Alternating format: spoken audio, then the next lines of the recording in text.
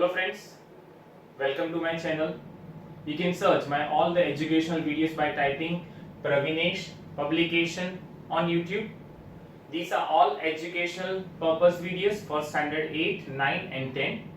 By watching videos you can complete your concept, but one instruction friend, whenever you watch the videos you need to keep your textbook with you, and when you complete the video you need to read it thoroughly from the textbook. That I request you. Friends, if you have any doubt regarding any topic, then you can do comment on my videos so I can improve my videos and even I can solve your queries. Many students are doing comment and they are asking their doubt, so I am giving their answers so they can complete their concept. And even if you have a doubt, then you can WhatsApp me on my number. My WhatsApp number is written here, that is 9016487991. Friends, if you have any doubt, you can WhatsApp me, and if you like my videos, then you can press the subscribe button which is given here, and don't forget to press the bell icon so you will get all the updates. Friends, today I am going to explain standard 9 science chapter number 4, that is materials, metals and non-metals. Friends, scientists classify the things into different groups. You will understand about the classification of material in the higher classes.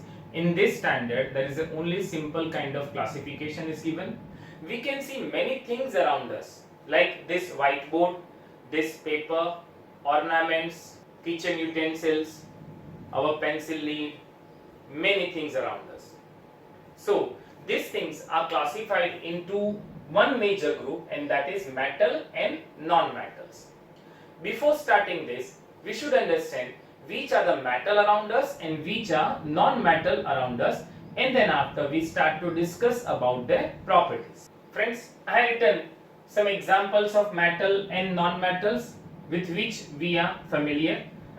Gold, silver, copper, aluminium, zinc, calcium and sodium. These are all metals. Friends, whenever we see these metals, they are hard. This is the general property of the metal, and all the properties of metal that we will discuss in the chapter. They are also shiny. On the other hand, we have non-metals. Oxygen, we intake the oxygen for our survival, so that is very important to us. Carbon is the main constitutions of all living organisms. Friends, we are made up of carbon, plants are made up of carbon. Sulfur, nitrogen, chlorine, etc. So these are the examples of metals and non-metals. Now friends, let's understand this chapter from the textbook. I hope you open the textbook, and whenever I read the chapter, you can focus on the screen as well as on the textbook.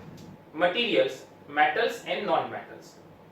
You are familiar with a number of materials like iron, aluminium, copper, etc. Some materials have been given in table 4.1. Friends, on your screen table 4.1, appearance and hardness of materials. In that one, objects are given in first column. We need to write their appearance, hardness. So first one is iron. Friends, its appearance is shiny. Hardness is very hard. Coal, so that is dull, not very hard. Sulfur, so that is dull, not very hard. Aluminium, shiny, very hard. Copper, shiny and very hard. In this table you can see that iron, aluminium and copper, these are metal, so they are shiny as well as very hard, while coal and sulfur, these are non-metals. Coal, friends, that is a pure form of carbon, so it is non-metal, so they both are dull and not very hard. Can you name the materials which are metals? The rest of the materials in table 4.1 are non-metals. Metals can be distinguished from non-metals on the basis of their physical and chemical properties. Recall that luster and hardness are physical properties. Friends, here two important words: physical property and chemical property. What is the meaning of physical property? Physical property means their outer appearance, like its color, its hardness, softness, whether it is a solid, liquid or gas, is it shiny, is it dull. So these are the physical properties. Now chemical properties, how they react with other element, other chemicals, so that is called a chemical property. Now, topic 4.1, physical properties of metals and non-metals. Have you ever seen a blacksmith beating an iron piece or an article made up of iron, like a spade, a shovel, an axe? Do you find a change in the shape of these articles on beating? Would you expect a similar change if we try to beat a wood log? Let us find out. Now friends, on your screen, activity 4.1, take a small iron nail, a coal piece, a piece of thick aluminium wire and a pencil lead. Beat the iron nail with the hammer, but take care that you don't hurt yourself in the process. Try to hit hard also the aluminium wire. Then repeat the same kind of treatment on the coal piece and pencil lead. Record your observations in table 4.2. Table 4.2 friends on your screen, that is malleability of material. The object first iron nail. The second column, change in shape, flattens or breaks into pieces. So iron nail flattens. Coal piece, it breaks into pieces. Aluminium wire, it flattens. Pencil lead, it breaks into pieces. So here friends, you can do this activity at home, but take care you do not get any injury. Here friends, when we beat iron nail, aluminium wire, piece of chalk or a pencil lead, so iron nail and aluminium wire, they can be beaten and convert into thin sheets, while piece of chalk and pencil lead, if you hammered it, it breaks into smaller pieces. But iron nail and aluminium do not break, they convert into thin sheets. So property of the material here given, that is iron nail and aluminium converted into thin sheets, is known as malleability. So all metals are malleable. Again, what is the meaning of malleability? A metal can be beaten and converted into thin sheets. You saw that the shape of iron nail and the aluminium wire change on beating. If they were beaten harder, this could be changed into sheets. You might be familiar with the silver foil used for decorating sweets. You must also be familiar with the aluminium foil used for wrapping food. The property of metals by which they can be beaten into thin sheets is called malleability. This is a characteristic property of metals. As you must have noticed, materials like coal and pencil lead do not show this property. Can we call this as a metals? Friends, here on your screen you can see that some sweets on which some shiny foil is applied. This shiny foil is of a silver. So we can say that with the sweet we are also eating that silver. Here friends, you will ask in surprise, sir, are we able to eat metals? So yes, we are able to eat metals. This is a very thin layer of a silver foil which is beaten into very micro thin. So here we can say that metals can be beaten and converted into thin sheets, and that property is known as malleability. Another example on your screen, aluminium is wrapped around food items, so we can prevent the food by other microorganisms, as well as this food will remain hot for some times. Can you hold a hot metallic pan which is without a plastic or a wooden handle and not get hurt? Perhaps not. Why? Try to list some other experiences in which a wooden or a plastic handle protects you from being hurt while handling hot things.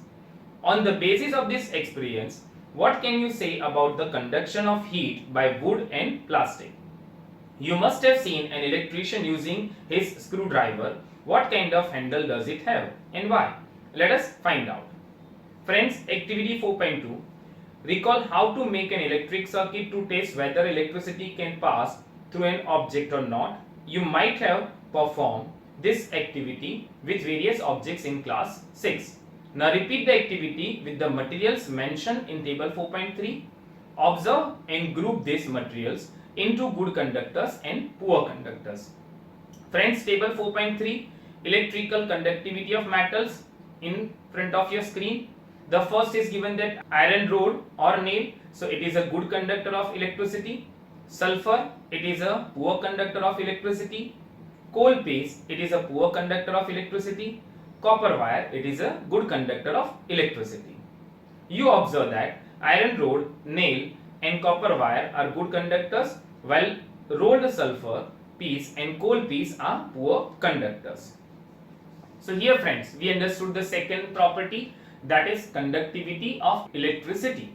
Friends, metals are good conductor of electricity and non-metals are poor or a bad conductor of electricity. But in non-metal there is a one exception, and that is graphite, which is a good conductor of electricity.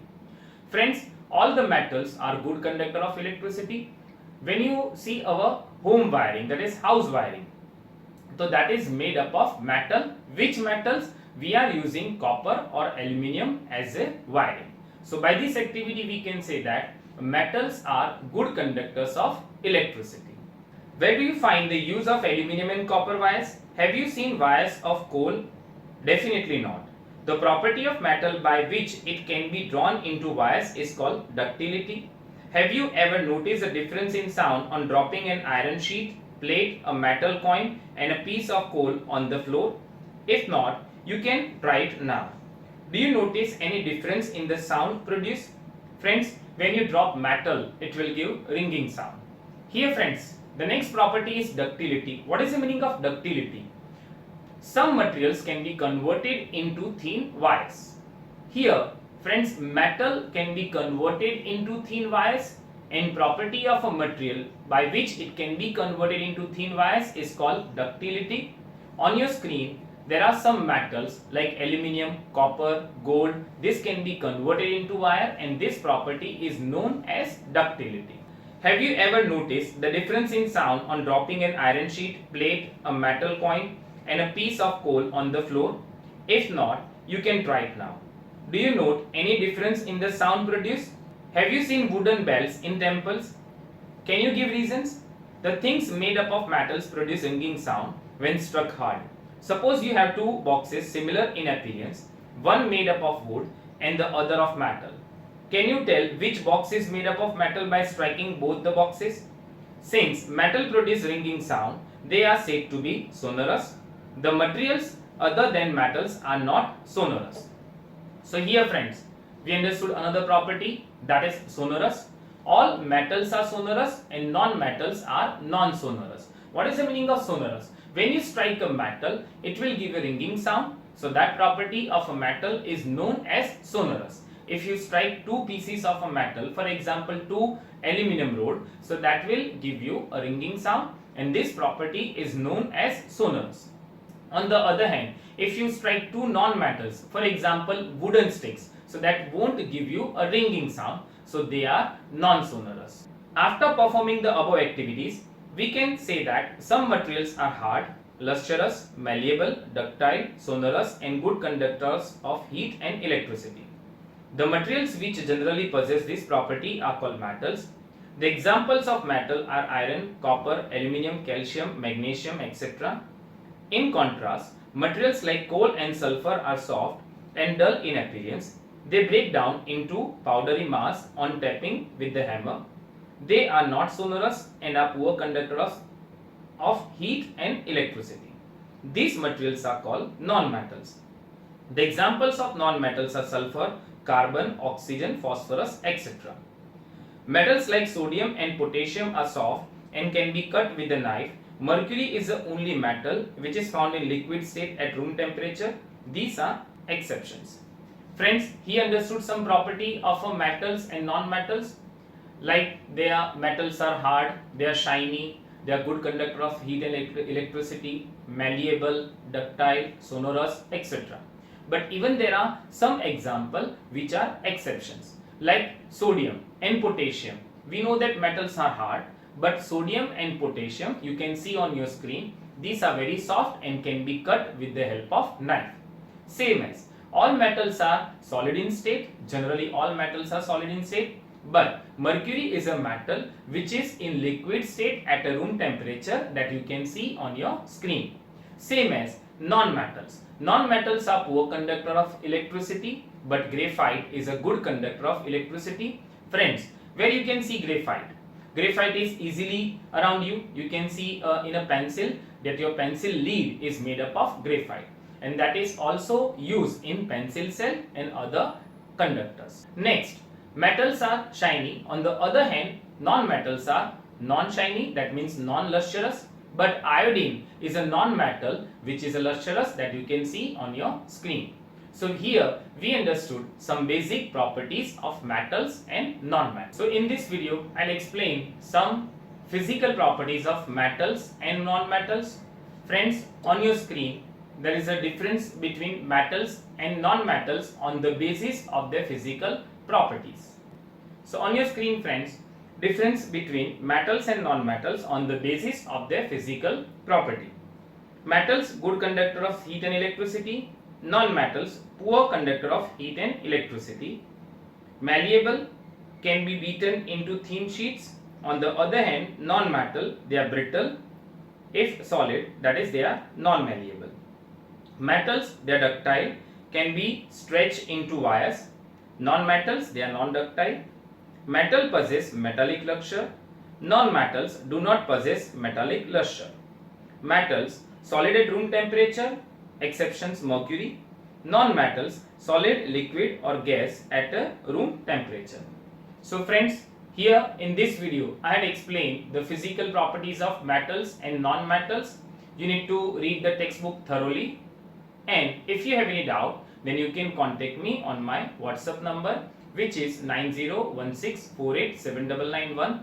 And if you like this video, then please press the subscribe button and do not forget to press the bell icon, and you will get all the updates. Thank you.